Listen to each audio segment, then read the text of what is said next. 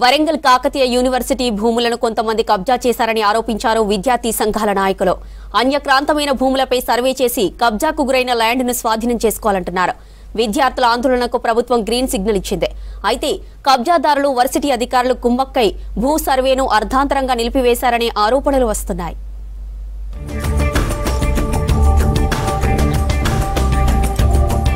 Warangal KU ఏర్పాటు సమయంలో చుట్టూ ఉన్న కుమార్పల్లి, లష్కర్ సింగారం, పలివేల్పుల గ్రామాల పరిధిలో 673 ఎకరాల భూమిని సేకరించారు. వరంగల్ నగరంలోని సెంటర్ పాయింట్ కావడంతో క్యాంపస్ చుట్టూ ప్రహారీ గోడ, ముళ్లకంచె కానీ నిర్మించలేదు.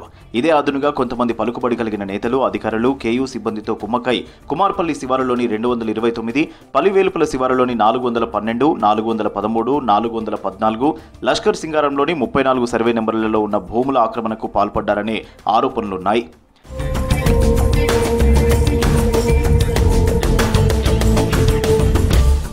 మూడేళ్ల కింద వర్సిటీ భూములపై డీజీపీఎస్ సర్వే చేశారు. కేయూ పరిధిలో కుమార్పల్లి శివారులోని సర్వే నెంబర్ 229లో భూమిని ఆక్రమించినట్లు తేలిన 17 మందికి నోటీసులు ఇచ్చారు. భూ కబ్జా చేసిన వారిలో మాజీ ఎమ్మెల్యే, కార్పొరేటర్తో పాటు KU assistant registrar, AR survey and land records అధికారులు 2, ఒక ఏసీపీ, సిఐ, ఒక ఎంవీఐ, ఎస్ఐ, తహసీల్దార్ పేర్లు ఉన్నాయి. ఈ రిపోర్టుకు కేయూ ఈసీ ఆమోదం తెలిపారు. అయితే సమగ్ర విచారణ జరిపి కబ్జాదారులపై యాక్షన్ తీసుకోవాల్సి ఉండగా ల్యాండ్ కమిటీ రిపోర్టును పక్కన పెట్టారనే ప్రచారం జరుగుతోంది. VC professor Thatikonda Ramesh chamber ఎదుట ఆందోళనకు దిగారు విద్యార్థి సంఘాల నేతలు. భూ కబ్జాలపై చర్యలు తీసుకోవాలని డిమాండ్ చేశారు.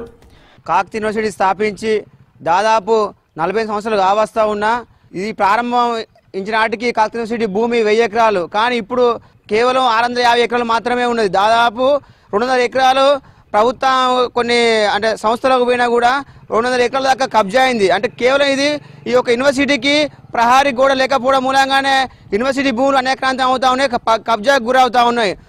దాదాపు యూనివర్సిటీ బ్యాక్ సైడ్లో పలివేల్పుల గ్రామం వైపు, గుల్లసింగారం వైపు ఆ ఏరియా మొత్తం యూనివర్సిటీ ఇంజనీరింగ్ కాలేజ్ వైపు మొత్తం భూమి మొత్తం 200 ఎకరాలు దాదాపు కబ్జాకు గురైంది. కాబట్టి వెంటనే యూనివర్సిటీకి ప్రహారీ గోడ నిర్మించాలని నేను డిమాండ్ చేస్తా ఉన్నాను. కేయూ భూములను మళ్లీ కొందరు ఆక్రమణలకు పాల్పడుతున్నారని వర్సిటీ విద్యార్థులు ఆరోపిస్తున్నారు. కొంతమంది పోలీసు అధికారులు, రాజకీయ నేతలు కేయూ సిబ్బందితో కుమ్మక్కై భూములను ఆక్రమించుకున్నారని చెబుతున్నారు. అయితే భూ ఆక్రమణల ఫిర్యాదులపై ప్రభుత్వం సీరియస్గా స్పందించింది. వర్సిటీ భూములను వెంటనే సర్వే చేయాలని ఆదేశాలు జారీ చేసింది సర్కార్.